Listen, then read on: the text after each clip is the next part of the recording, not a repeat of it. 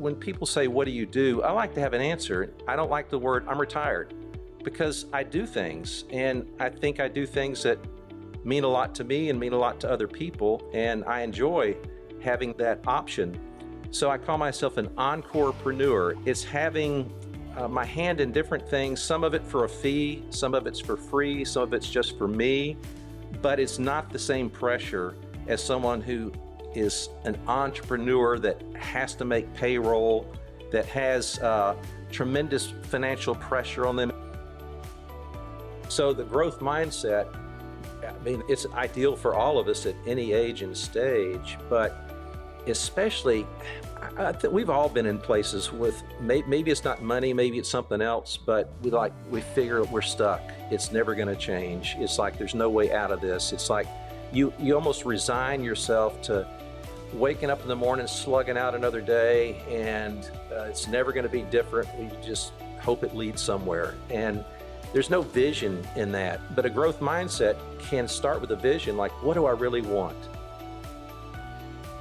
If you're still working for money to reach FI, try to make the best of it. Try to enjoy it as much as you can. It may be one of those professions where, man, it's just like, can I just make it to the end because it's so demanding? And even then, just try to look at the bright side. As long as you got to be there, you're helping people and you're reaching FI. It's just going to take some time, but don't miss out on today just because you're trying to reach FI. Mm-hmm. Welcome to Catching Up to FI, a podcast on mindset, money, and life for late starters of any age on their journey to financial independence. I'm Bill, and I'm a late starter. I'm Becky, and I'm also a late starter, and we're your hosts. We're here to help you with your journey to financial independence, no matter where you're starting from. We're going to talk to experts, other late starters, and explore topics related to our mission. Join us as we catch up to FI together. Hello, and welcome back to Catching Up to FI. I'm Bill Yount with my co-host Becky Heptig, and today we're talking about the soft sides retirement again. We have a special guest that Becky knows personally, and she's going to introduce our friend today. All right. So today we're talking to Mark Ross. Mark Ross is a retired executive and a rewired encorepreneur. Mark, I love that you give us this whole new vocabulary here. A rewired encorepreneur who is pursuing the life, work, and relationships that matter most in the second half. Mark is the owner of Next Thing Group, LLC. He's an artist, a landscape architect, a certified professional life and leadership coach, credentialed with the International Coaching Federation, and holds several other related certifications. Mark also serves as a team host with the Rock Retirement Club and strategic coach with the Real Life Process. As a business coach, Mark supports leaders, entrepreneurs, and business owners. He works with folks who appreciate the value of having a, quote, thought partner or coach as they navigate transitions in their life and work. Mark retired in 2015 from a 30-year career with primarily one employer. Mark and I met each other about 2.5 years ago at Roger Whitney's Rock Retirement Roundup in Fort Worth, where Mark engages the community as one of the RRC coaches. And the really cool thing is Stephen and I sat on the couch out in the lobby of the hotel one day and started chatting and getting to know each other and found out our paths had crossed in so many ways, including our life at Texas A&M University, where that's actually where Stephen and I met. And Mark and Stephen's career in Houston actually crossed paths several times, even though they never physically met each other. So that was really interesting. So today, Bill and I want to dive into the ideas of how to plan for and navigate the changes that come with the next season of life that all of us in the Catching Up to FI community have on the near horizon. We want to help our listeners prepare today and make tomorrow great. Mark Ross, welcome to Catching Up to FI. Thank you, Becky. Thank you, Bill. And I love this invitation. I love what y'all are doing. It's so good. Well, thank you. Thank you very much. And it's nice of you to come on. I'm nowhere near, well, I guess I'm near, but a little far from the transitions you're talking about. You've achieved this transition, you're retired. Becky's achieved this transition, she's retired. I'm financially a handful of years away from this. And in the next couple of years, I need to figure out what my purpose, meaning, identity, and passions are that transition me into rocking retirement, as you guys are already doing. That's right. That's right. So, Mark, let's start out by just give us a little bit of your background. Just tell us a little bit about who is Mark Ross. Sure. I grew up in Houston, Texas, and I remember as a kid, I had an affinity toward visual things like the arts. And my grandmother was a horticulturalist, a hobbyist. My dad was a building engineer. And I grew up around that kind of stuff, shape things, build things, and all that. So when college came around, I thought, what do I want to do? My dad says, go into business. He said, what do you want to do? I said, be an artist. He said, no, let's get serious. And actually, that was good advice. I didn't go into business. I went into landscape architecture, which married all those things I was used to as a kid, and started a career where we owned a business, my brother and I. I won't go into all that, but it was really a great experience. And then something happened. I got married, and I felt this heavy weight of responsibility to get a job that felt somewhat stable. So I did. I went back to my alma mater and asked for some help, and they pointed me in a direction, and I joined the Houston Park System and planned to stay there a year. I thought government would be way too slow, and it ended up being total, complete chaos. And I deal well with chaos, but it was a love-hate relationship at times. So I never planned this, but 30 years later, I was able to retire from there. It was never mapped out or planned that way. That's the background there, is landscape architecture, married, have a family. Glad I took the path I did, and glad where I am right now with some different choices. Awesome. Were there any unique financial elements to your growth and upbringing? Did you get it right from the beginning, or did it take a while to figure it out? Right. I grew up fortunately with a work ethic. My parents said, here's what you do. If you want something, you got to work for it. And here's how you save, and here's how you give. But I don't remember any talk at home about finances, about personal finance. I don't think it was neglected. It just wasn't a thing then. So I was in adulthood, middle years, before I even thought about retirement. What is that? Because I like to work.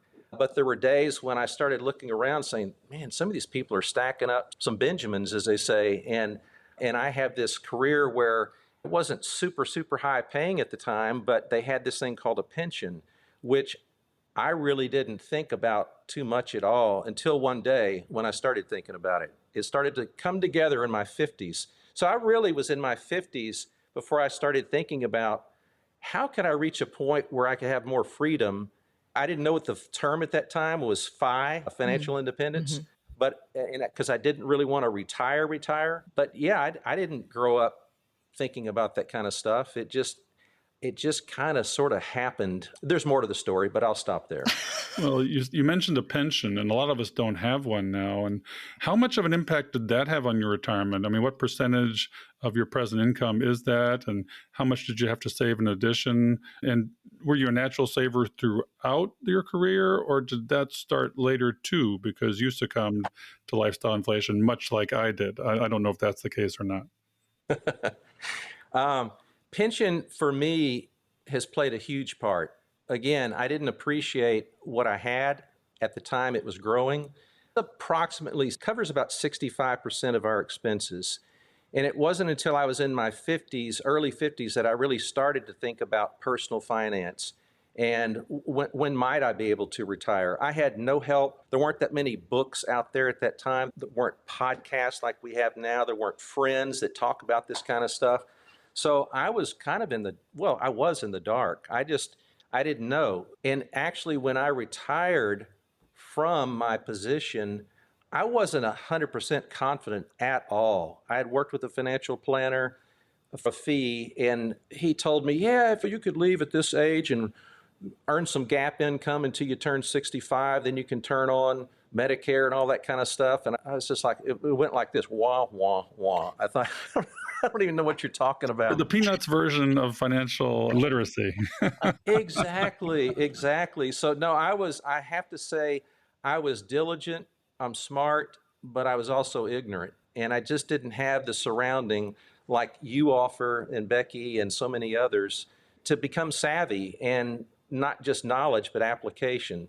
So I kind of sort of tripped into retirement as such. And I was convinced I didn't have enough money when I left my career. I was just at a point where on paper, it was nonsense to leave, but in my heart, I go, if I'm ever going to try something new, now's the time to do it. And I didn't jump into that. I eased into that. And I had enough confidence that there was enough money to bridge the gap, but I still didn't have what we call in the Rock Retirement Club a plan of record. That I had one, but I didn't realize how weak it really was. So did your pension start when you retired? It did, which turned on an income stream. Okay. And I also had, when I say my wife and I, we pretty much a one income earner family by choice. Mm-hmm.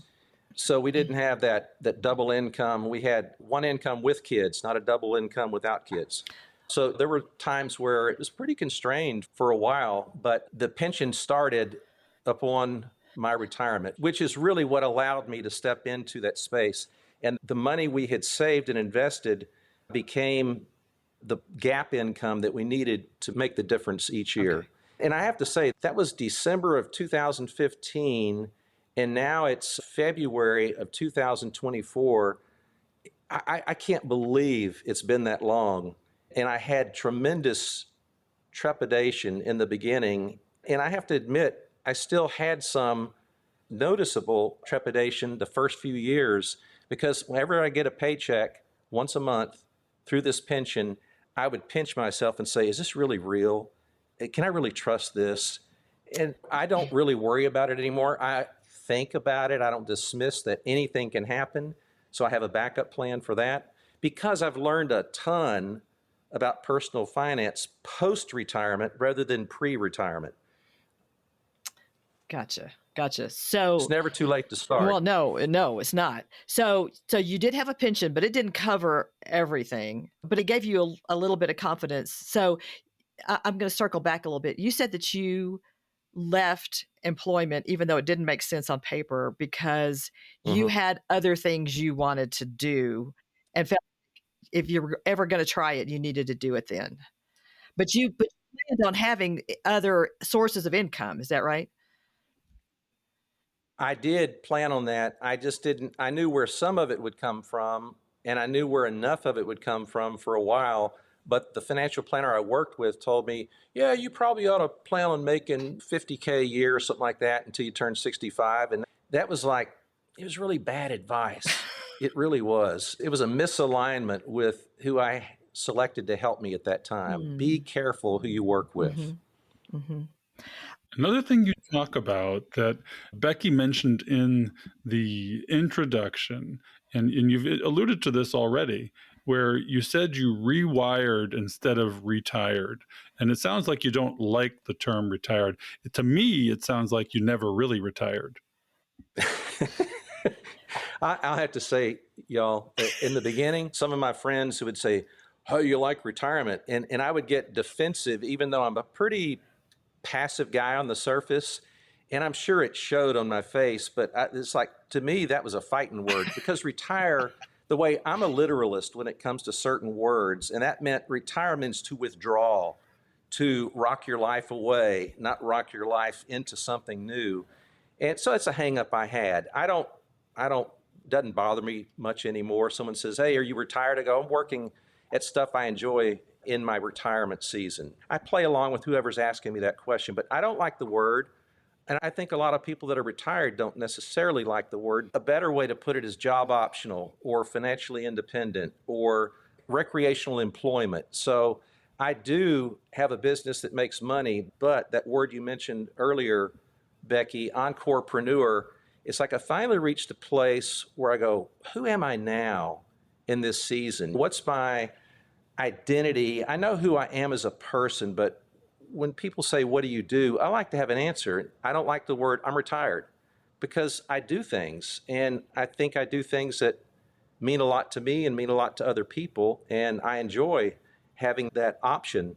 So I call myself an encorepreneur. It's having my hand in different things, some of it for a fee, some of it's for free, some of it's just for me, but it's not the same pressure as someone who is an entrepreneur that has to make payroll, that has tremendous financial pressure on them. It's everything. All the pressure I have on me is put upon me by myself, and so it's kind of like being an entrepreneur without the same kind of pressures, and it's all self-imposed. I like what you said. You said, I do it for, it's like the three F's. I do it for free. I do it, well, not really the three F's, but I do it for me. And what was the third one? Well, it's the three things. Some of it's for a fee, some of it's for free, and some of it's just for me. And so that's the combination because I have that option. And I don't really, on the fee part, it's not to pay for living expenses for family operations. I'm operations meaning day-to-day operations, not like physical. But there's things that I get to do and people I get to meet and places I get to go because of the work that I've chosen to do that otherwise wouldn't be happening. And I buy stuff that I want to buy with that extra money that I make, like art. And I just replaced a bicycle because the wheel wouldn't work. I said, okay, I'm not being wasteful, but I ain't going to mess with this. I'm just replacing the bicycle. I'm not going to fart around with this wheel for 6 months trying to get it right. I'm just going to replace the bicycle. Things like that I can do because I've chosen to have some human capital still at this time. So that's a long-winded way to say retirement's wonderful. It's a privilege. Not as a world population, it's a rare thing, but it is a skill set, both for the money side and the meaning side. Thankful for communities like this. So what amount, I mean, it sounds like it's just play money or icing on the cake, your current retirement income. Do you use that to cover the 40% or are you drawing down your portfolio? Drawing down the portfolio. I don't use it for any, what I would say, needs or wants other than some luxuries that really a lot of it I put back into myself. I join educational opportunities. I go travel to be with people that are doing interesting things. That's really, and I'll have to say this, that, and listeners that have experienced this understand it, that there's a lot of things we can do voluntarily, and if you have the freedom to do it, and there's also certain things that you're going to do a certain way if you're getting paid for it. So it keeps me disciplined for the coaching practice that I have, to continuing my education, my skill set, my learning. When I show up to serve clients, whether they're a private client or in the club where I work as a facilitator, I show up a certain way with a certain skill set that's with ongoing learning because it helps me continue to grow and learn and develop, and it serves the others well with excellence. Otherwise, my human nature would be, oh, halfway is good enough. So when I'm getting paid for something, I bring a different part of who I am to it, and I love that challenge, and I also know that it's a trade-off at times because I hear other people talking about, I just went to Bali for 3 weeks. Well, I've had to make some special arrangements to go to Bali for 3 weeks and just blow off everything I've committed to, and in a good way, in a right way. But I know that I can, see? I don't have a need to go to Bali right now, but if I want to go somewhere for 3 weeks, I know I could make the arrangements to do it. It's not that hard to do. Mark, I wanted to maybe turn this and look at a different side of it. There are probably people in our audience that are waking up late, like Bill and I did, looking at their finances, going, oh my gosh, now what? I've created this mess. Now what do I do with it? And they look at their numbers and they may be discouraged, thinking, I'm going to have to work until I'm 70 or 75. I can't, or maybe I can't ever retire. There was a day when I thought, we're not ever going to be able to retire. So the fact that you have become an encorepreneur, that you rewired, you did a redo, and you've recharged literally what you love to do You moved from what you had to do to what you love to do.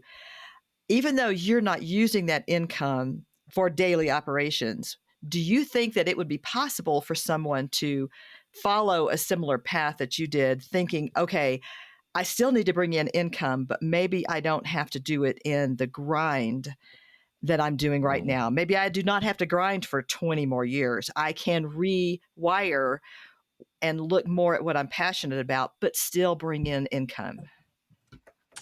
Oh, I believe that's very possible. And for a lot of us in our 50s, give or take, it's like it becomes a necessity to figure out new ways to generate income for a variety of reasons. I was a member of a community for a while called Career Pivot, and it was full of people in their 50-ish age range, different places in life, but there's one common factor that they wanted more time freedom, more flexibility. Some of them were forced into having to find new employment. Some of them were looking at the option of changing what they were doing to be more flexible, but they were all on their own individual journeys, and they were finding new ways to do work either by necessity or by choice.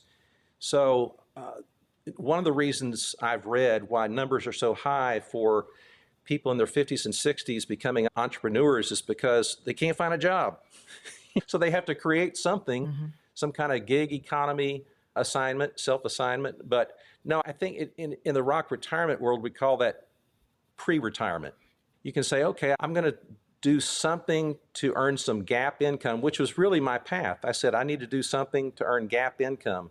What I didn't know, if I had known better at the time, was I didn't need to earn as much to cover operations as I thought I did. So it put a lot of undue pressure on me those first 3 years in retirement. So I didn't really consider myself retired as much as trying something new with some pressure on top. But yeah, I think people, the better we understand ourselves and our skill set and our interest and our opportunities, the more of a chance we have to do this kind of thing. And I think it is ironically easier when we no longer have the opportunity to work where we were working, perhaps.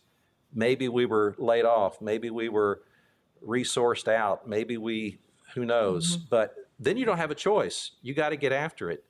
And those who are well paid, but they're just like, oh, it's just becoming, which is what happened to me. It was becoming harder and harder to live with the 24/7 responsibility of operations, the politics involved, the expectations, the uncertainty. It's like it was wearing me down. And that's why I said, you know what? I'm going to take a chance and try something new. And it's not going to pay nearly as much, but who knows what will happen. And for me, it was like, I'm not saying it was all easy, but it was the best choice for me. So yes, I think that opportunity is there. So you transitioned into coaching. It sounds like prior to retirement, you pre-planned for this. Did you take courses? Did you get certified? And then tell us a little about your coaching practice.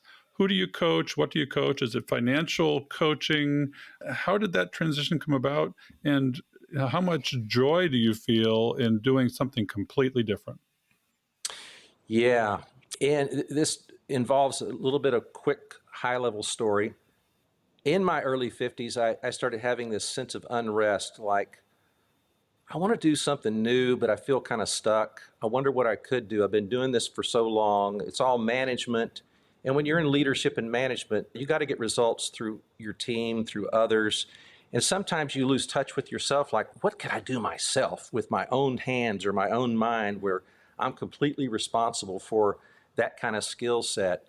And I started thinking about what could I do, and I talked to some people, and smart people who own businesses, companies, and all that. They all told me the same thing. It's good that you're starting this when you're a little bit younger to move in this direction. It's good that you're not waiting till you're 65 or 70 to start marching in this direction. So I thought, what do I really like to do that I might want to do more of? And it dawned on me that I really enjoyed helping people and projects move forward. And I liked the conversations that would foster that kind of progress. And I didn't have a name for it. And a friend of mine was an executive coach, and I didn't know what that was. I didn't know what it meant, but he had lunch with me one day, and I asked him about his work, and he explained what he did, and I told him what I was wrestling with, and I said, "Can you help me?" He said, "Well, let me give you this book. I have it out in my car." He went and got it. It's called Don't Retire, Rewire. And it was all about stories about people just like me who were wrestling with this midlife kind of stuff in their 50s and what they went through to figure out what to do next. And it boiled down to understanding what drives you.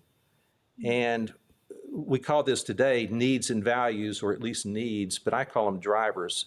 No matter what you do, where you are, what you're going about, if you know what these drivers are, and I know what mine are because I figured it out, it'll help you make better decisions about everything else. So I got to a place where I met someone else, Dan Miller, who recently passed, sadly, and he wrote the book 48 Days to the Work and Life You Love. And I sent in an application for him to coach me, and I was astonished that he said sure, because he likes to work with people at that time who were working through these issues. So anyway, that was my first exposure to real coaching. He helped me figure out I'm not stuck.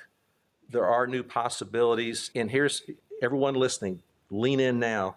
He introduced me to his world of other people that have made all the difference to me since that time, because that was a seedbed of opportunity to begin to connect. So I joined a mastermind group that he initiated, and I've been in that for 10 years now. But here, I joined that 2 years before I retired, so I was building a bridge into this new world before I left that world. So I would have new community, new connections, and the starting point, I just had a starting place, and that was get some coach training. So I won't go into all the detail of how that progressed, but that was my starting place. And I will say I learned one thing pretty quickly, that the folks that were maintaining all the grounds in the esplanades and the boulevards and the lawns that I would see as I drove back from my temporary office at Starbucks every day were making a whole lot more money than I was when I started my coaching practice. And it made me wonder, what in the heck what am I doing? I'm spending money, not making money. But I stuck with it over time, and now it's working out great. Well, I'd like to know, is it entrepreneurs that want to start a business? You said projects. Yeah. So I initially thought I'd work with people who were retiring that just wanted to organize their time and do something important. And then it didn't take me long to figure out that most of the people that were retiring. They didn't want to think about doing something new or exciting other than they thought they wanted to travel and count their money, which is great. But I couldn't make much of a dent in that. So over time, what I've discovered is I have a variety of people I like to work with. Usually there's one common theme. They're in some kind of big transition. Either it's forced on them or it's self-imposed, and they appreciate having a growth mindset and a thought partner with a skill set, in this case, professional coaching, to help them think through the answers they already have, but it helps to have someone help you think through that. So I help them navigate change. I help them turn the ship. I help them gain some ground. I help them build momentum. And we can all try to do that by ourselves, but I've had a coach since my first coach, Dan, for the last 10 years. I've always had a coach for one reason or another, and I need that. Coaching isn't therapy, but it can be therapeutic. It's not consulting, but it can be consultative. It's just a great place to get some routine help along the way. But not everybody appreciates that or wants it, and that's good. So you've definitely benefited from having a coach, but it sounds like that's what you have turned around and done, is you have become a coach for other people. I love that. That reminds me of something that as my children were coming into young adulthood, I would always tell them, find somebody smarter than you. There's always someone around you that's smarter than you are. So take advantage of that. And I didn't call it coaching, but basically surround yourself with people that you can learn from. And that sounds like what you've done on both sides of the picture of your life. That's really interesting. Ironically, I usually work with clients that are smarter than I am, but the beauty about coaching is I don't have to be smarter than they are. I just need to be skilled in my skill set to help them turn the ship. So yeah, it has involved some people, some clients that are leaving their career and they want some help crossing the river, so to speak. It's just they've been really plowing the ground for a long time, and it's scary to stop what you're doing and start something new. And they've worked with enough consultants and help over the years where they go, oh, this could be valuable to have someone help me think this through and kind of lock arms as we move through this together. I don't tell them how to do it, but I can show them what has worked with me, with other clients and so forth. So it's kind of at times it can be kind of a consultative coaching relationship where I have some experience and they appreciate that aspect of it as well. But I don't give them formulas. I don't have a formula. I have a process. You talked about masterminds too, and it's something I've been circumferentially involved in. I understand the value of it, but tell us a little bit about that, because we're actually at Catching Up to FI thinking about starting a mastermind for people that are waking up in shock and need help navigating the initial and mid phases of Catching Up to FI. Tell us about what value you've seen in masterminds and how it relates to or is different from coaching. Yeah, the mastermind, it depends on how a certain mastermind defines themselves. And there are kind of masterminds where people join for pretty, I wouldn't say immediate, but a not too distant in the future return on investment. It may be for business purposes to up their game. And this is a collection of people who are doing the same thing. Someone leads it and you can learn together and grow. You share connections and contacts and content and lock arms along the way. That's one kind. The kind that I've been a part of is different kinds of people doing business, different kinds of businesses, a variety, but it's also about doing life together, building relationships, sharing information that can help each other and what their goals are, helping us find ways to hold ourselves accountable without someone being responsible for holding us accountable. But I would say, be sure you understand what the intention of the mastermind is. And there are some pretty low cost masterminds, and you remember, you get what you pay for. And there are some like way out there expensive masterminds and some others in between, but know what you want and why you want it before you join is what I'd say. And for what you just described, Bill, it seems like, man, whether it's the Rock Retirement Club or Catching Up to FI or go down the list of other options that are available today, if I had had something like that when I was struggling with, do I have enough money? Who's this financial planner? Can he really help me? Is he the right one? Let me talk to my wife about this. Let me talk to my friends about this. Let me talk to my pastors about this. They weren't in the same place. So people that have this common interest, like Catching Up to FI, it's like, wow, this is like a gold mine. It's just like, has a lot of potential there. Mm-hmm. Mm-hmm. Well, thanks. We'll have to get some coaching to figure it out. Do you know a good one? There are templates for how you organize or how you can organize a mastermind and maybe not adopt it, but adapt it for your use. But when you're clear on what you want to provide and foster in this mastermind, putting it together is not nearly as onerous. Mm-hmm. Mm-hmm. Well, I know I've benefited from just surrounding myself with like-minded people in different areas of my life, not just my money. But yeah, that's always great. So I want to ask you a question, and I don't think you mind talking about your age, but I Yeah. know since we were at Texas A&M at the same time that we are about the same age.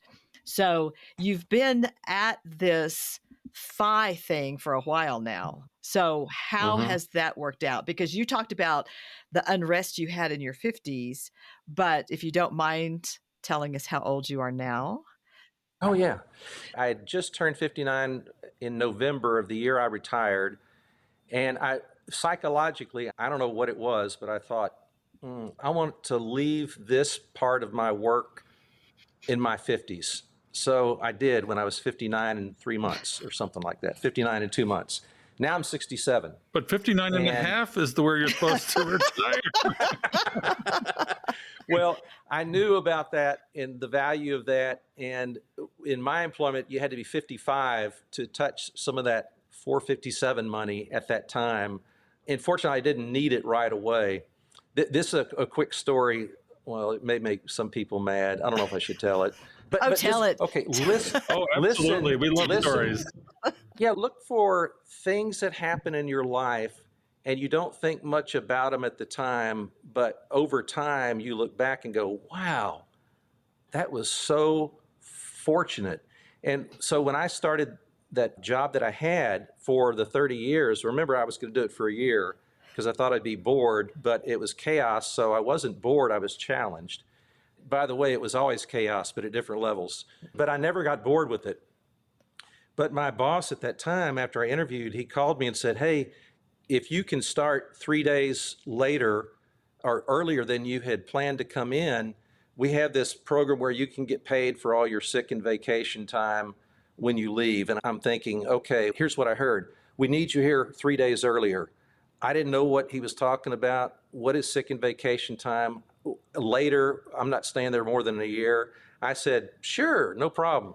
So when I left, I actually got paid an extra paycheck for a year for all my sick and vacation time, which I didn't use a ton of that. So I got a lump sum payment that really paid for 2 years of gap money when I left. But I had no idea. I had no idea what that was when I said yes. So looking back, and I can name other things that have happened along the way that helped me with reaching FI. That, like someone says, my dad said, why don't you start contributing to that 457 plan beyond your pension? And I go, wow, whatever. I can't afford that. It's like $25 minimum a month or a paycheck. And I remember telling my wife about it. She said, we can't afford that. That's $25 every 2 weeks. And I go, yeah, but we can't afford not to. So I pushed the button. And so when I left there, again, I wasn't going to stay there very long, but when I left there was another $70,000 from just, I upped it over time, but the point in saying that is that put some here, put some there, have some kind of system, and hey, time goes fast. And if you're getting started later, you have less time, but tomorrow you'll have even less time. The day after that, you'll have less time. Just start. Mm-hmm. Just do something. Mm-hmm. Just something. It adds up over time. Absolutely. Absolutely. Yeah, so I'm 67. Can't believe it. Well, we were the same age, but I just had a birthday, so now I'm 68. I know you did. Yes. Happy birthday again. Thank you. Oh, my goodness. So, Mark, I have heard you talk in the past because I've heard you on Roger's podcast and then at the Ruck Retirement Roundup, where you talk a lot about mindset. And I think that's something that's really important for our late starting audience, because part of what happens when you do wake up, I know Bill and I experienced this, is you feel like you've screwed up badly and you are full of regret and shame and all these negative emotions. And so a mindset shift is something that almost every one of us has to experience. And you've talked a lot about mindset, and I love this. And the ones I can remember, I think there's probably more, but the ones that I can remember were growth, abundance versus scarcity, and a learner's mindset. Can you take us through that? Yeah, let's start with, and there's no sequence or magic to any of those, the order of those, but which is the first one? The growth mindset. Yeah, okay, so the growth mindset, there's a wonderful resource. It's a book written by Dr. Carol Dweck, Dweck, and it talks about a mindset either being a growth mindset or a fixed mindset. And a growth mindset is one where what am I learning from what I'm doing right now? Maybe I've made some mistakes or maybe it hasn't worked out, but what am I learning? And it kind of takes the edge off the fear. The fixed mindset is that, well, I can't do that, or it has to be this way, or I don't see how that could ever happen. We're fixed in our mind. We don't allow ourselves to think beyond the obvious. So the growth mindset, I mean, it's ideal for all of us at any age and stage, but especially, I think we've all been in places with maybe it's not money, maybe it's something else, but we figure we're stuck. It's never going to change. It's like there's no way out of this. It's like you almost resign yourself to waking up in the morning, slugging out another day, and it's never going to be different. We just hope it leads somewhere. And there's no vision in that. But a growth mindset can start with a vision, like, what do I really want? If you can get to that place, it doesn't matter about the age. Maybe in your 50s or 60s, or I know some people in their 70s go, I'll never be able to retire. And some of them are high income earners. They just had a high consumption lifestyle. But it's like, what do you really want? What's important? Write that out in present tense, like 5 years from now, 10 years from now. What's a day look like? What's my life look like? What's going on? Who am I at that time? Who's around me? What does my home look like? Where am I living? What am I driving? It's not a prosperity kind of thing. If you can allow yourself to dream, the possible dream, like what could it be? Just have a vision. That leans toward growth mindset. And really another way to say this, it's like, what are we telling ourselves every day? What story are we believing? What are we saying in our head? And just watch your self-talk for the next hour. And what are you telling yourself? Because many times when we're discouraged, we just tell a downward story and it becomes a self-fulfilling prophecy. On the other hand, if we see some hope and possibility, when there's a plan, when there's a vision, there's some hope, and we start seeing things, that reticular activator. If you're searching for a red car, you're noticing red cars. If you're searching for some hope, you start seeing some hope. And I didn't tell another part about us reaching FI. Plan for just in case, for a windfall. This was never on our radar, quick story, but it helped us with the FI achievement, is that because of some circumstances which was never on our radar, we received a little bit of an inheritance. It wasn't like gigantic, but it was enough to make a big difference, a little amount that made a big difference. So when you have a plan for a windfall of money, let's say you have a gap of a need in your FI plan for X, and you go, I wonder what could fill that X. I'm working hard toward everything I can to make that happen, but what would happen if that X showed up in an unexpected way? What would our vision really look like? And it makes it almost gamifies it. Well, before we leave growth, I actually have with me here a handout that you did at Rock Retirement about the 4 strategies to nurture a growth mindset. So if you don't mind, let me can I refresh your memory about those specific things? And you can comment if you'd like. So the first one was to prioritize self-care. Yeah. And I think you were talking about that with the self-talk, probably. It is, and it goes beyond that. That's a great reminder, Becky, is that one of the things Dan Miller, my coach, asked me when we first met is, what's your self-care like? I thought, self-care? What do you mean? He says, do you exercise? Do you walk? Do you have some kind of activity that you enjoy that gets you into shape? I said, yeah, I do, because I was active and still am. And he said, well, that's the first thing. The way we think often is connected to the way we feel, and the way we feel is connected to what's our self-care? Do we get enough sleep? Do we eat well enough? Do we have some kind of activity that's physical, that's recreational, that helps us because it stirs the body up, the mind up? And so watch your self-care. It's easy to get discouraged and to begin to just ignore We all know this. Do I need to say more? Take care of yourself. Right. Yeah, we just had or before your episode, we had an episode with Dr. Bobby, and he talks all about, and you must know him from our Work Yes. Retirement Club, and he went on a deep dive into self-care, and I found it very valuable. I've been not so good with this, and I think a lot of late starters aren't so good with this. We succumb to stress. We succumb to sort of that scarcity mindset of, oh, it is what it is. I can't make any difference in this. I'm just going to have to accept where I'm at. And I'm still working on this. I do not have it all together. I think Becky and you are doing really well with it. And why wait till your 60s to catch up to health span and self-care? You've got to do this as a pre-retirement daily life, integral part of your life. It gets overlooked. We focus on the numbers. We don't focus on, as Dr. Bobby says, health span and lifespan. And if you don't, and we talk about our financial lifespan, that's got to last us till 95 these days, right? But what did he say? You lose 3% of your muscle mass. And I remember this one. And you've got depressing. Well, I see all these thin old people that have lost the physical ability to do things that they might want to do. And he talks about how to pre-plan for that so that you can lift your luggage into the overhead compartment. You can play with your grandkids, get down on the floor, and get up again. Yes, that's right. I've learned a ton from Dr. Bobby about everyday little habits that make a big difference over time. I wouldn't aware of the 3% until when you said that, Bill. I thought, oh yeah, that's right, 3%. And we're a long way from 30, aren't we? I know. And hey, we notice this more in our 60s than I did in my 50s. And congrats that you're even thinking about it, Bill.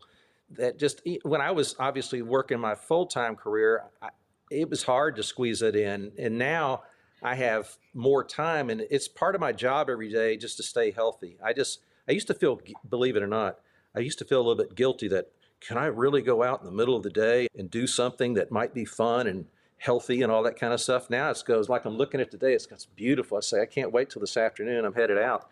It's like, but it's part of my job every day to take care of myself. I like thinking of it like a job, and that's a really good thing. It's part of your job. It's a part-time job through life, and it remains so.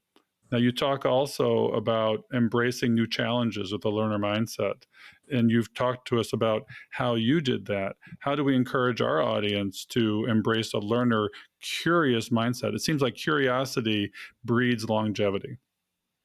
That's a great way to put it. So, sometimes we're in the middle of trying to catch up to FI, and it could become all consuming, understandably. And there is a lot of hard work, and it's a journey. But then we think we get to FI, and then we can really do what we want to do. And then the question is, what do you really want to do? So as much as possible, it helps to start figuring that stuff out, unless you really think you already know, which sometimes you do. But a lot of times you think you do, then you realize you really don't. But is to start being curious now. Look at the money side and work hard toward that. But it also takes some work and intentionality to think about the softer side of things, which is just as important. Because in some ways, it's easier to make the money add up than to start figuring out the other stuff. You don't have to have a late start. Maybe it's a late start with the money piece. It doesn't have to be a late start with the meaning piece. And people, I hear a lot in the club talk about, what's my purpose? What's my purpose? What's the capital P purpose? And I think a lot of times we overcomplicate it. And the learner's mindset is, what am I curious about? What interests me? And then it's like, how can I help other people too? Usually, I'll summarize it. The purpose stuff shows up when we're doing things to help other people. And the meaning stuff, the learning and the curious stuff for me is what I do when I help people. It's like I do some stuff for me that's just fun, art. But if nobody was going to see it or enjoy it, I don't know if I'd even do it. It wouldn't be very meaningful because it wouldn't be very purposeful to them. But being curious is not easy for everyone. I'm telling you, it's just not, because we don't feel the permission to do it. But maybe today when you hear this, you can give yourself some permission to be curious about something that interests you and just start exploring it. And a lot of this stuff that we need to figure out in the second half of life, it's like it's just a series of experiments. We want to know beforehand, will this succeed? Who knows? Try it. Becky's talking about taking up some painting, some watercolor. Try it for 30 days, 60 days, 90 days. Give yourself some time and see what happens. Mm-hmm. And it's what you discover along the way that makes the big difference. Mm-hmm. Well, I just found out that Becky's transitioning into a lot of potential hobbies. And one of them she's looking at is, I don't know if it's called this, but hip hop for geriatrics. I love it. I have. There's a dance studio here in the little town I live in, and I decided I'm going to go see what they have to offer and try it out. And one of the classes was adult hip hop. So that's yet to be seen how this is going to turn out. But yeah, we'll see. Are you going to take Steven with you? Is he getting into hip hop too? No. You've got to drag him along. When my wife and I tried to learn to dance before our wedding, it was almost impossible, and we had to give it up because she wanted to lead. I have the same problem. and that was actually sort of enigmatic for our life. We're a team, but she likes to lead. Oh my goodness. Good to know. Mark, I love the comment that you just made about give yourself permission. Struggled with that for a very long time. And I hope people hear that, because now just recently, within the last few months, I have discovered that I wish I had done that a long time ago. I've given myself permission. I was telling Bill before we started recording, last night I finished the first fiction novel that I have sat down and read in years. And it's because, reading is always talked about as a virtue. People talk about how many books Warren Buffett reads and so on and so forth. And it's always talked about as a virtue. And I realized that I felt guilty every time I sat down with a book, because there was always something else I should be doing, rather than looking at it as what it's doing for me. And so, yes, I felt like I kind of had to force myself to give myself permission to sit down and read a book. And I'm like, wow, the world didn't end, and I wish I had realized some of this sooner. Yep. So thank you for saying that. I love that.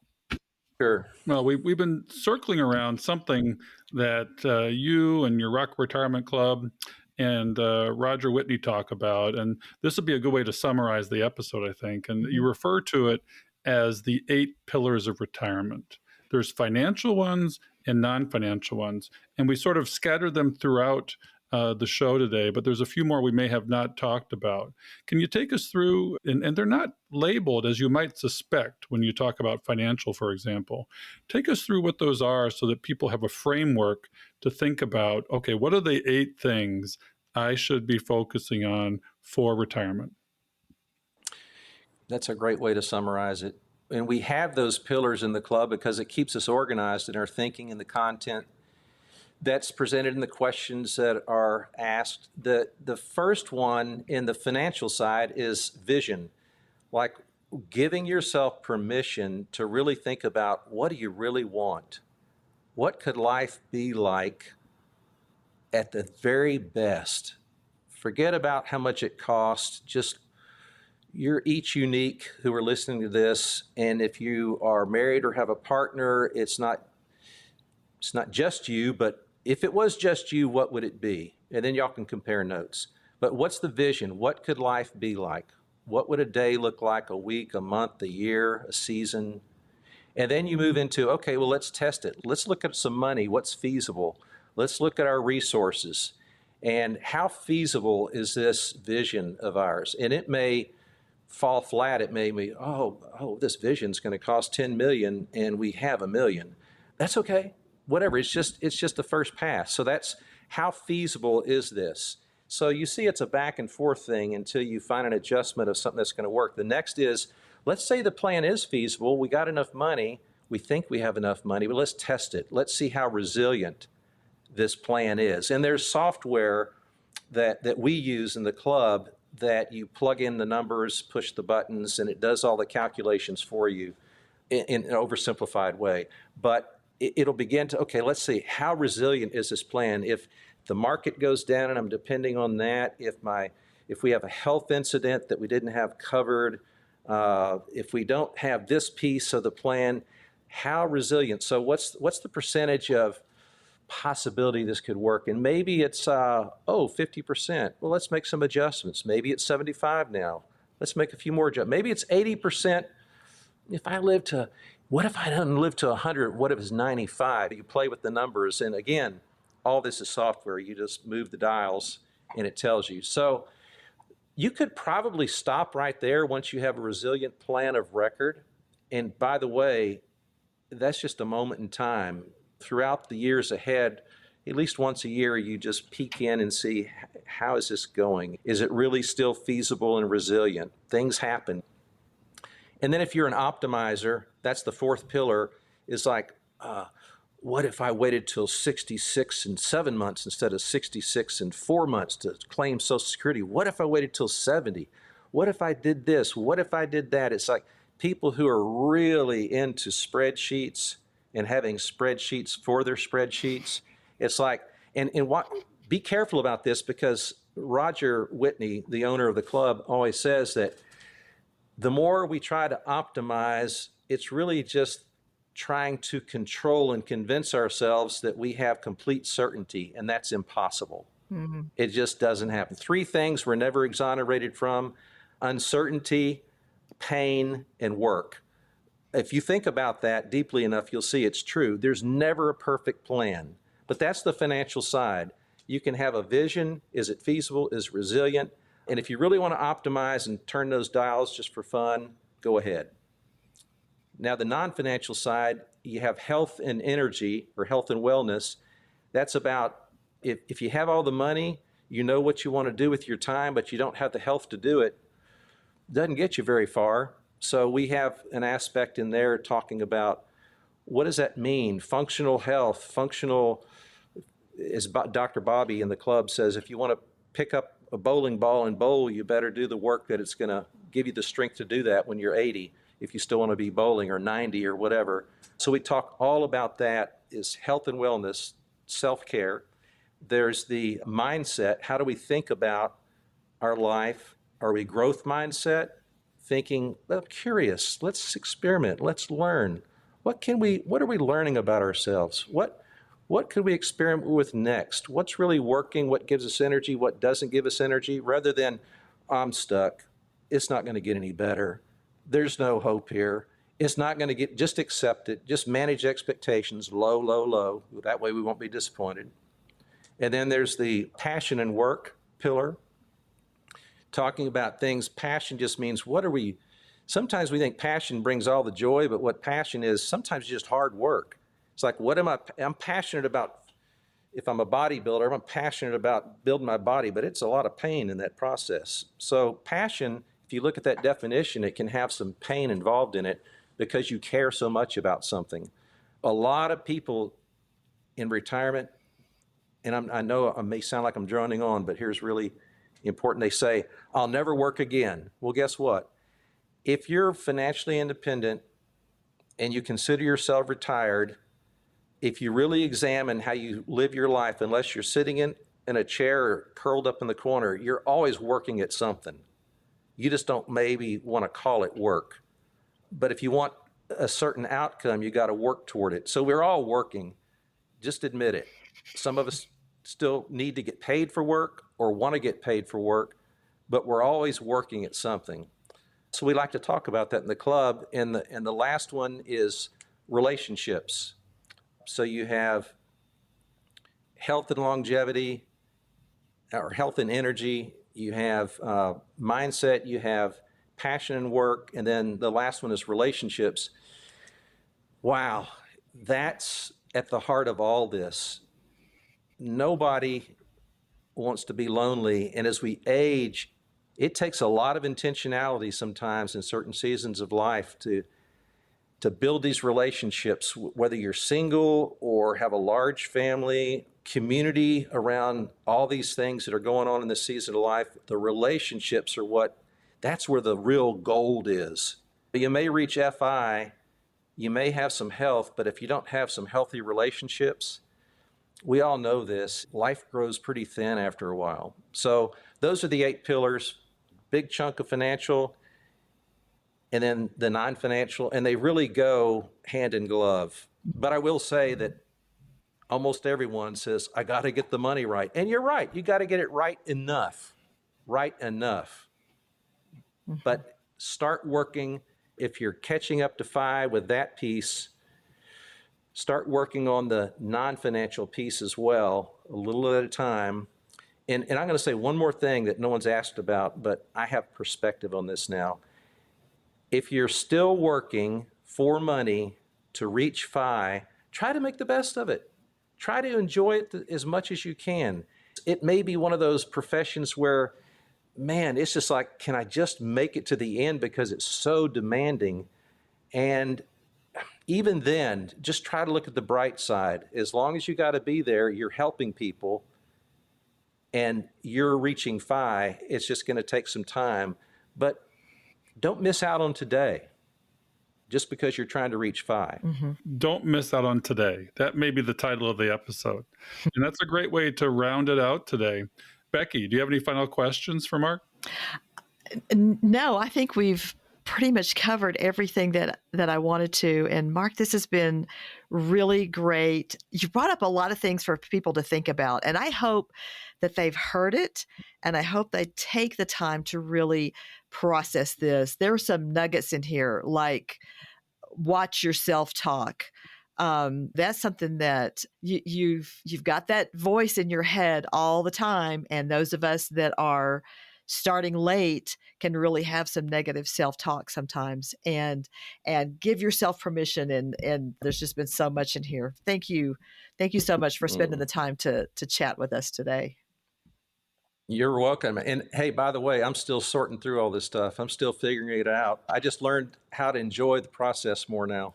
Yep. Well, we're looking at a painting of yours behind you, and you obviously are talented. You say that you went smaller because you didn't have enough storage space, which I think that's right. I thought you start big, and actually I started big. Now I work smaller because you got to store the stuff somewhere until somebody wants it, or you decide to make it into a Frisbee, Well, do you take classes? Because it looks like there's an abstract nature to the work behind you today. I'm always learning, always studying, always learning from others. Yeah. And All Mark, right. one of the things that I've heard that you said you did that I just wanted to bring up was something about a longboard. Yeah, I ride long skateboards. I have a 5-footer and a 6-footer. It's called land surfing, but I gotta be transparent.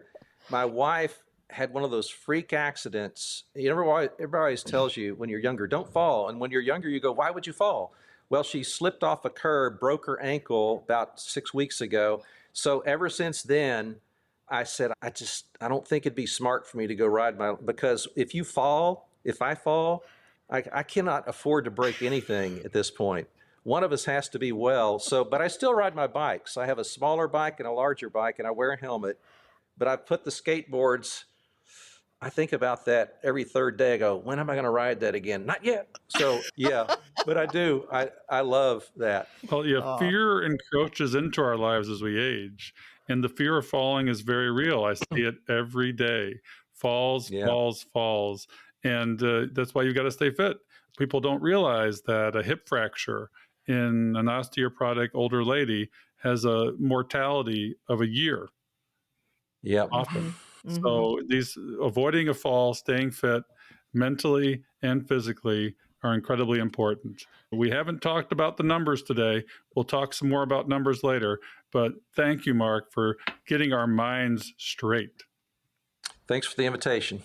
All right, we'll see you guys next time on Catching Up to FI. All right, Becky, that was a great episode. Really enjoyed talking to Mark with you. And it's a great way to come to a close on your tenure as a co-host with me of Catching Up to FI.